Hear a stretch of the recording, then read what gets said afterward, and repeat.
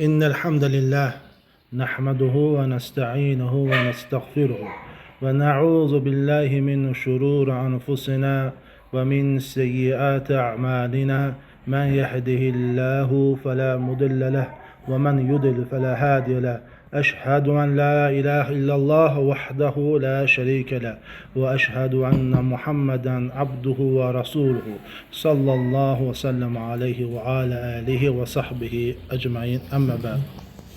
Öncə hələ Allah Azza və Cəllə dua edirəm ki, Allah bu məclisimizi sevib razı qaldığı, ha belə mələklərin əhatə etdiyi məclislərdən etsin. Və istəyirəm ki, bir mövzu barəsində xatırlatma edim və ola bilsin ki, bu mövzu hər bir üçün faydalı olsun və bu mövzu çox sadə mövzu olsa da, elementar, çox bəsit bir mövzu olsa da, lakin bəzi müsəlmanların bu mövzuda çox xəta etdiyini şahid oluruq, müşahidə edirik. Bu mövzu yeməyin və içməyin ədəbləri barəsində olacaqdır. Yeməyin, içməyin ədəbləri barəsində olacaqdır. Sadə mövzudur, lakin burada o qədər ədəblər vardır ki, görürsən ki, müsəlmanlar bu ədəblərdə yenilər, xəta edirlər. Və bu ədəblərdən birincisi odur ki, yeməyə başlamamışdan əvvəl Bismillah demək və öz qabağından yemək. Ömər İbn Əbu Sələmə demişdir ki, deyir ki, mən Peyğəmbərin himayəsi altında böyüyən bir uşaq idim. Yemək yeyəndə mən əlimi qabın hər tərəfinə uzadardım. Yəni, əlimi qabın hər bir tərəfinə uzadardım. Bir dəfə Allah Rasulü sallallahu aleyhi və səlləm belə buyurdu. Balaca, Bismillah de, özün də sağ əllə və öz qabağından ye. O gündən bəri mən yeməyi ancaq bu qaydada yeyirəm. Və bu ədəblərdən birincisi odur ki, yeməyə başlayanda Bismillah demək və həmçinin də insanın öz qabağında hansı yemək varsa ondan başlamalıdır. İkinci də burada deyildi ki, ədəblərdən sağ əllə yemək. Necə ki, Allah Rasulü sallallahu aleyhi və səlləm buyurur ki, La yəqul əhadukum bi şimalihi və la yəşrab bi şimalihi fə innə şeytana yəqulu bi şimalihi və yəşrabu bi şimalihi. Və Allah Rasulü sallallahu aleyhi və səlləm buyurur ki, sizdən biriniz sol əli ilə yeməsin, sol əli ilə içməsin. Çünki şeytan sol əli ilə yeyir və sol əli ilə içir. Həmçinin bir kişi Peyğəmbərin sallallahu aleyhi və səlləm yanında sol əllə yedi. Allah Rasulü sallallahu aleyhi və səlləm ona sağla ye deyə buyurdu. Kişi də bazarmıram deyə cavab verdi. Allah Rasulü sallallahu aleyhi və səlləm belə buyurdu. Heç bazarmayasan da. Və bunu ancaq onun təkəbbürlüyü vadar etdi. Və o həmin kişi əlini bir daha ağzına apara bilmədi. Ona görə də insan çalışmalıdır, nədir? Sağ əllə yeməyi və övladları da bunu öyrətməlidir. Və deməlidir ki, bu uşaqdır, qoy böyüsün, sonra öyrənər, nə bilim, onu başa salarıq. Hələcə uşağa baza vaxtından sünnəni tətbiq etmək lazım və ona tənbih etmək lazım və sağ əllə yeməyi uşağa öyrətmək lazımdır. Həmçinin üçüncü ədəblərdən yeməyə başlamamışdan əvvəl insan Bismillah unudarsa belə deməlidir. Allah Rasulü sallallahu aleyhi və səlləm buyurur ki, İzə əkələ əhədukum ta'amən fəyəqulu Bismillah fəin nəsiyə fi əvvəlihi fəyəqulu Bismillahi fi əvvəlihi və axirihi. Buyurmuşdur ki, sallallahu aleyhi və səlləm, sizdən biriniz yemək yediyi zaman Bismillah desin. Əgər unudarsa, əvvəlində, yəni unudarsa ki, Bismillah deməyi, o zaman desin ki, Bismillah fi əvvəli və axiri, yəni əvvəlində də, axırında da Bismillah.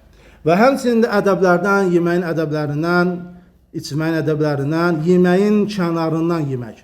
Və əgər bir yemək ortaya gələrsə, 4-5 nəfər oturursa, insan yeməyin ortasından yox, kənarından yemək lazımdır.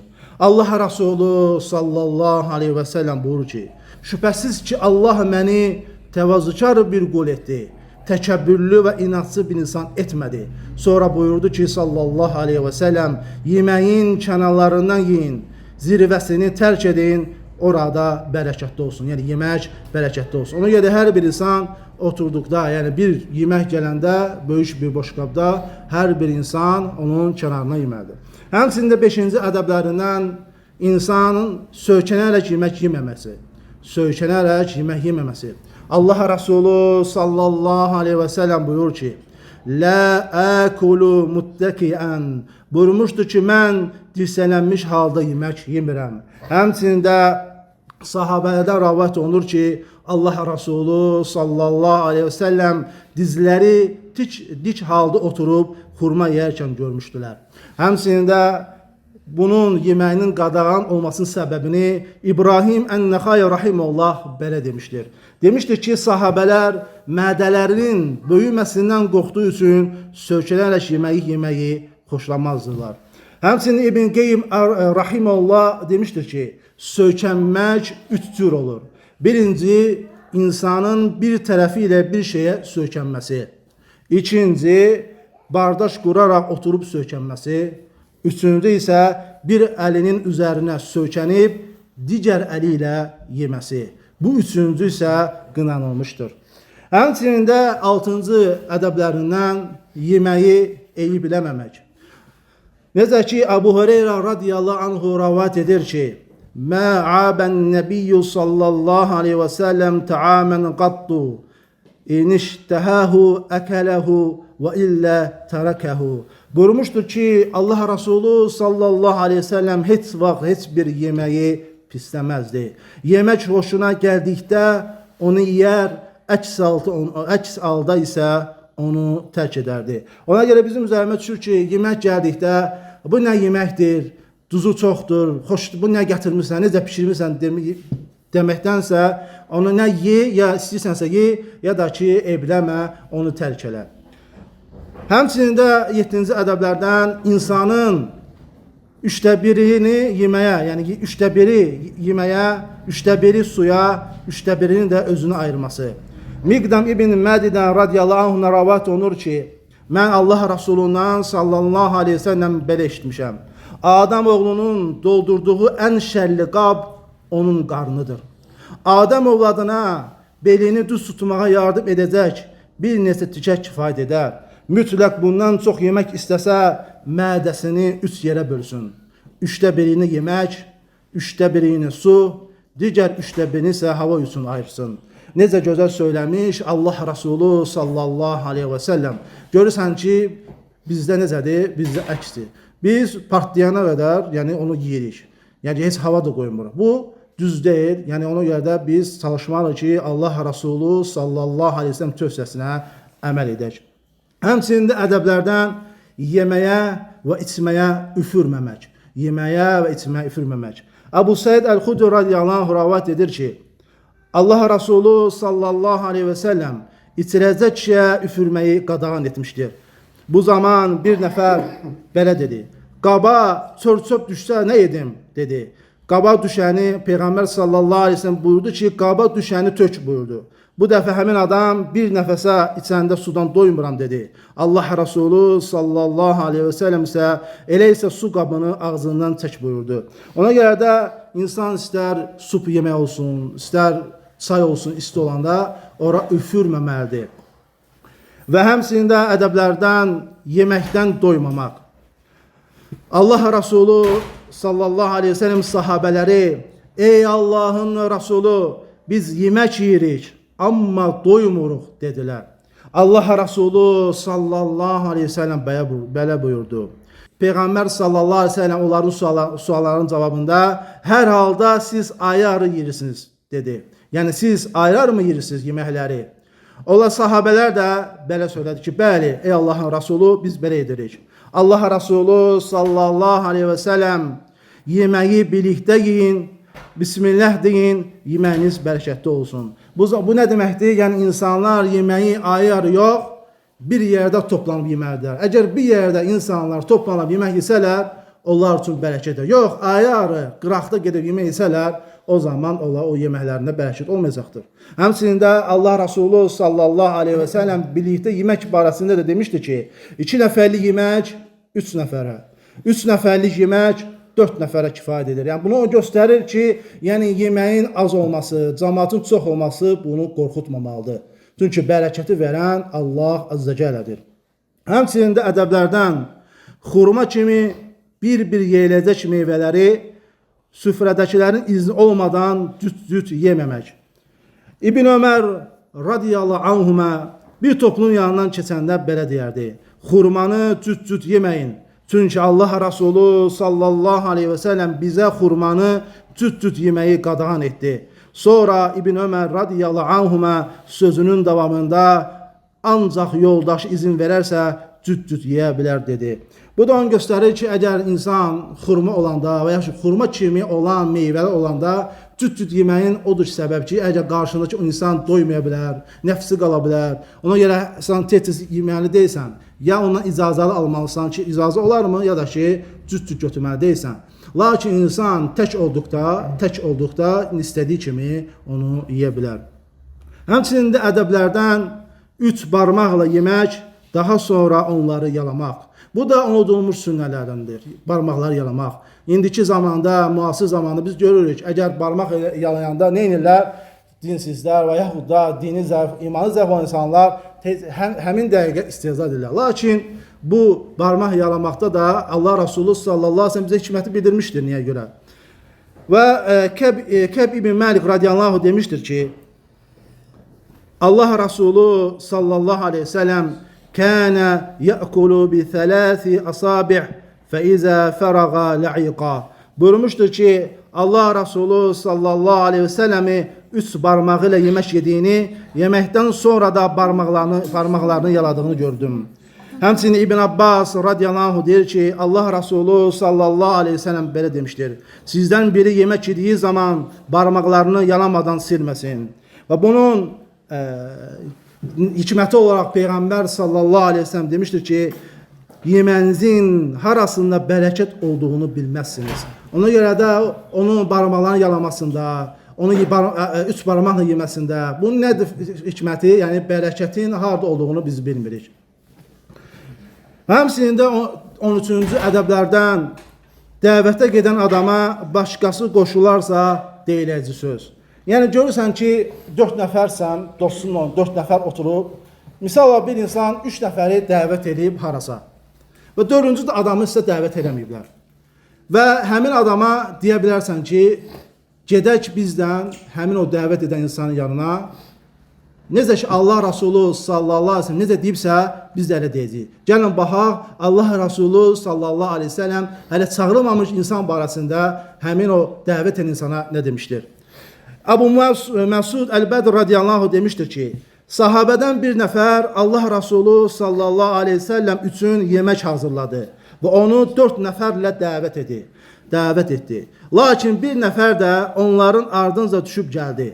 Qapıya çatanda Allah Resulü sallallahu aleyhi ve sellem ev sahibinə belə dedi: bu bizim ardımızca düşüb gəldi. İstəyirsənsə girməsinə izin ver, istəmirsənsə geri qayıtsın dedi. Ev sahibi isə xeyr, ona izin verirəm ey Allahın Resulü dedi. Ona görə də əgər bir insan getdi, çağırılmış. Əgər qoyarsa içəri daxil olar, qoymazsa qayıdıb gedər. Bu da Allah Resulü sallallahu aleyhi ve sellem bizə göstərdiyi bir ədəbidir. Həmçinin də ədəblərdən yerə düşmüş bir şeyi tərk etməmək. Görürsən ki, yerə yemək düşür, onu yemirlər, tərk edirlər ki, batıb. Amma Allah Resulü sallallahu aleyhi ve sellem bizə nə demişdir bu haqda? Demişdir ki, sizdən kimin loğması yerə düşərsə, onu götürsün, üstünə yapışan şeyləri təmizlədikdən sonra yesin, onu şeytana qoymasın. Ona görə də insan nəysə əlindən düşərsə, onu şeytana buraxmamalıdır. Həmçinin də ədəblərdən, yemək içmə ədəblərindən içərkən qaba üfürmədən 3 dəfə nəfəs alaraq içmək. Yəni bir suyu içirsənsə, onu 3 dəfəsə içirsən, gözləyirsən, yəni 3 nəfəsə içmək. Necə ki, Ənəs radiyallahu anh rəvayət olunur ki, Ənə Rasulullahi sallallahu aleyhi ve sellem kənə yetənəffəsu fil inəyi thələsə. buyurmuşdur ki, Allah Resulü sallallahu aleyhi ve sellem suyu və digər içkiləri 3 nəfəsə içərdi. Həmçinin də Allah Resulü sallallahu aleyhi ve sellem buyurmuşdur ki, dəvə kimi bir nəfəsə içməyin, 2-3 nəfəsə için. Nə isə içəcəyiniz zaman Bismillah deyin, içəndən sonra da Elhamdülillah deyin. Həmçinin də Abu Qatada radiyallahu söylədiyinə görə Peyğəmbər sallallahu aleyhi ve sellem qabın içinə nəfəs alıverməyi də qadağan etmişdir. Ona insan içdiyi zaman nəfəsini verməməlidir və həmçinin də 3 nəfəsə içməlidir. Və həmçinin ədəblərdən, içmə ədəblərindən insan sağ tərəfinə verməsi. Əgər nəsə bir şeyi içirsə, ötürmək istəyirsə, onu sağ tərəfinə verməlidir. Necə ki, Səhl bin Sad radiyallahu belə demişdir. Allah Resulü sallallahu aleyhi ve sellem üçün, içmək üçün onun üçün bir şey gətirdilər. O da içdi. Bu zaman sağ tərəfində bir uşaq, sol tərəfində isə yaşlılar oturmuşdur. Allah Resulü sallallahu aleyhi ve sellem uşağa baxaraq, bunu yaşlılara verə bilərəmmi deyə soruşdu. Uşaq, xeyr, vallahi olmaz ey Allahın Resulü, səndən gələcək xeyri heç kimə bağışlaya bilmərəm dedi. Allah Resulü sallallahu aleyhi ve sellem də bu qabı uşağa verdi. Bu da onu göstərir ki, insan nəsə bir şey içdikdən sonra və yaxud süzmək istədikdə sağ tərəfindəkinə onu etməlidir.